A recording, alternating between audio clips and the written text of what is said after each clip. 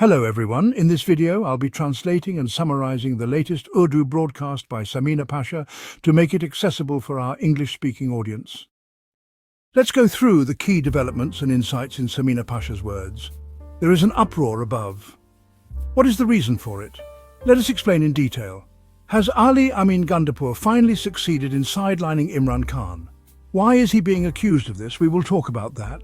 Another war seems to be on the verge of breaking out in the region, and we are seeing quite a bit of preparation for it. We're talking about the Iran-Israel conflict, and there are many tense reports emerging in this regard. We'll touch on that today as well. Today, finally, Nawaz Sharif has mentioned Narendra Modi by name. He has mentioned India and even tweeted about it. This is quite a surprising development, especially after all these days of conflict, almost a month later. We'll discuss how and why this incident took place. Along with that, we'll also tell you that once again in Peshawar, a large rally was held in support of Imran Khan and demanding his release. All of this will be discussed in today's vlog. You're requested to subscribe to the channel if you haven't already.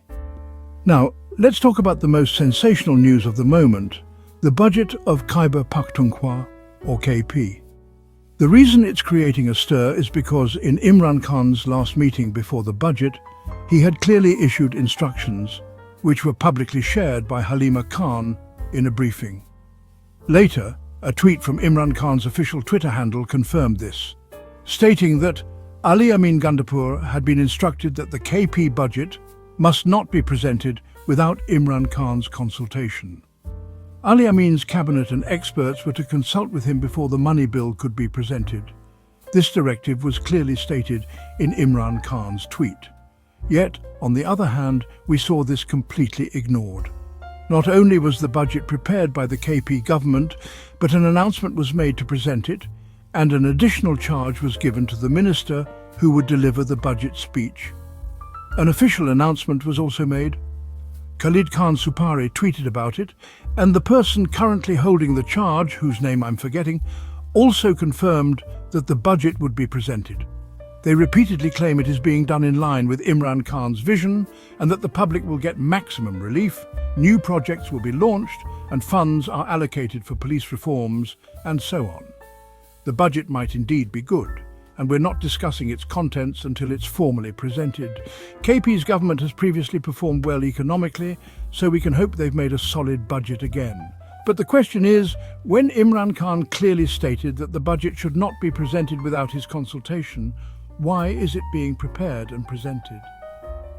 When people began raising this issue on social media, wondering why the government is proceeding despite Imran Khan's directive, some clarifying tweets started appearing. First, tweets came from some ministers, and then Ali Amin Gandapur himself tweeted. In his tweet, Gandapur stated that the mandate they received was because of Imran Khan's vision and struggle. It was his name that got them votes and brought them into power. He then said they are indeed presenting the budget, but won't approve it. The approval, he said, would only come after a meeting with Imran Khan and consultation with him.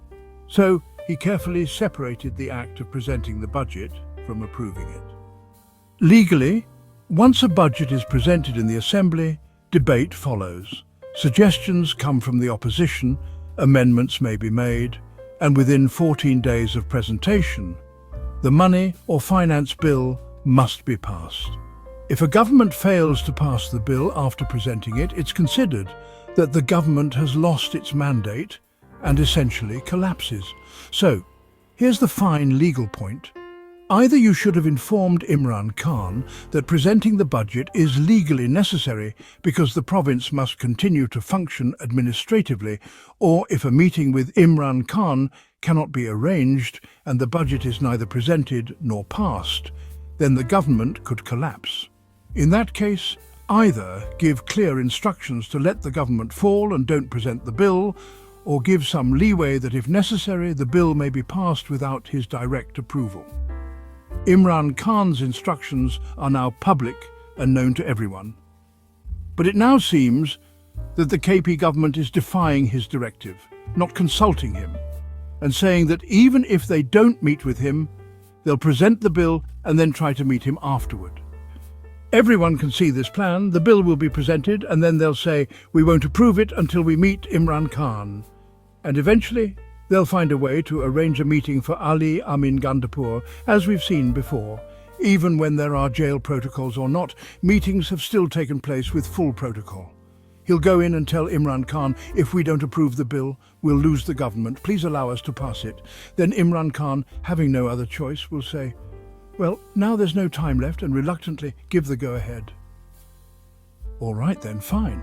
If they end up approving it too, then on the surface it seems like this is the scenario. But the impression it gives is that while the establishment and the current government want to show, and they're now openly saying, that nothing is impossible without Imran Khan, they're even saying clearly now that we won the war without Imran Khan's help, without his release, and without any dialogue with him. We've managed the country. We saved the country from default. The country has been running fine for 3 years. So what exactly has come to a halt in Imran Khan's absence? So how can anyone claim that Imran Khan is absolutely indispensable? Or that his popularity is so essential that things will come to a stop without him? When they are determined to prove that, and on the other hand, even PTI's own members start attending meetings or presenting important bills, like the Minerals Bill or the Money Bill, without Imran Khan's consultation or approval, then in that case, it implies that what the establishment couldn't achieve directly is now happening through Imran's own people. If the province can function without him, if budgets can be passed without him, and if people are saying, let's just attend the OIC meeting without him, or if someone invites us to a luncheon, we'll just go, then the point is, this kind of behaviour, ignoring Imran Khan's directives, has triggered anger among party workers. A proper backlash has started on social media. People are calling out Ali Amin Gandapur and his government, asking how they can take even a single step forward without Imran Khan. They argue that the budget should not even have been presented in the first place. Imran Khan only spoke of presentation, not of passing it. So this controversy is likely to continue a bit further because the bill will be presented, and after that, more criticism will come. Then probably a meeting with Imran Khan will eventually be arranged. This entire episode is quite heated right now, and once again Ali Amin Gandapur is under fire. In my opinion, Ali Amin has chosen the path of weakness for himself. Back in October, he had massive public support, the confidence of the workers and the backing of Imran Khan. He had the opportunity to maintain his image as a powerful chief minister. But the way he vanished from the scene created problems for himself, his leader and his party. Then came the 26th Amendment, and everything turned upside down. The judiciary became a completely paralyzed institution. At that time, he chose weakness over strength, and now he's having to face the consequences of that choice everywhere. Now, he complains, I can't meet the leader, or the leader's case isn't being heard, or warrants have been issued against me. The point is, even in minor issues, people are creating trouble for him, and they will, because once you've shown weakness, you're stuck on that path. That's the situation we're seeing now. However, a large rally was held in Peshawar today for Imran Khan's release. Junaid Akbar Khan was present, as was Ahmed Khan Niazi, and Taimur Jagra also participated. I also saw that several leaders from Punjab were holding rallies in Khyber Pakhtunkhwa. That's another topic. KP is clearly their stronghold. There's no obstruction, and mobilization is already there. But in Punjab, more effort is needed to mobilize people, and that kind of momentum is still missing. Earlier Hamza does try on her own, but apart from her, there hasn't been any major event. Today, Nawaz Sharif finally tweeted. He even mentioned Narendra Modi by name. The reason, as I mentioned in the last vlog, is the plane crash. This was undoubtedly a tragic incident. Wherever such tragedies occur and so many lives are lost, everyone feels sorrow. Many innocent people were on that flight heading toward their dreams, and they died a painful death. Naturally, it's heartbreaking. But while many public figures were sending condolences, Nawaz Sharif's Twitter handle suddenly became active. Not only did he express sorrow, but he also extended condolences specifically to Narendra Modi and India. This has sparked a wave of criticism, and rightly so. This criticism is valid. This is the same Nawaz Sharif whose Twitter was completely silent during the days of war. When India deliberately launched missile attacks on innocent civilians in Pakistan, Nawaz Sharif didn't even have the courage to tweet Narendra Modi's name and condemn it. He didn't say a word, no statement, no show of solidarity with his own citizens. He didn't express any sympathy for the innocent people killed. But now that the war is over, he suddenly posts a general tweet of victory, only to please the establishment and stay in their good books. It's clear now where their true interests lie. Once again, Trump has mentioned the Kashmir issue in one of his speeches. He said he wants to help resolve it, and again referred to stopping a nuclear war. He's expressed readiness to take steps towards solving the Kashmir matter, claiming he can solve any issue. He seems very eager once again. Lastly, a bit on the Iran-America-Israel situation. Israel seems to be preparing for a direct attack on Iran. The US had offered a deal to Iran, which included proposals around nuclear weapons, but Iran rejected the deal. Since then, it appears Iran is increasingly being surrounded by global powers. Israel is clearly preparing for a strike, believing that a nuclear-powered Iran is a threat to its security. So they are using this as a justification for a potential attack.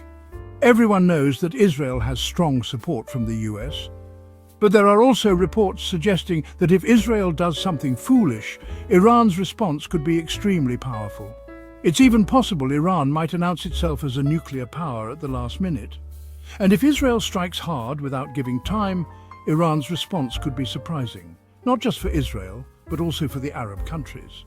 So, a new kind of lobbying has started in the region, and Pakistan's role will be very important. It remains to be seen whether Pakistan will stand with Iran or align with the US and Israel. Can the Pakistani government take the risk of not siding with its Islamic neighbor Iran? And if it does side with Iran, how will it handle the consequences of upsetting the US and Israel? This will become a highly sensitive issue for Pakistan, and it will need to be handled very carefully. That wraps up our translation of Samina Pasha's video. I hope this English version helped you understand her message better. Please like, share and subscribe to Awami Lens to help our community grow. Don't forget to leave a comment below and let me know what you thought of this effort.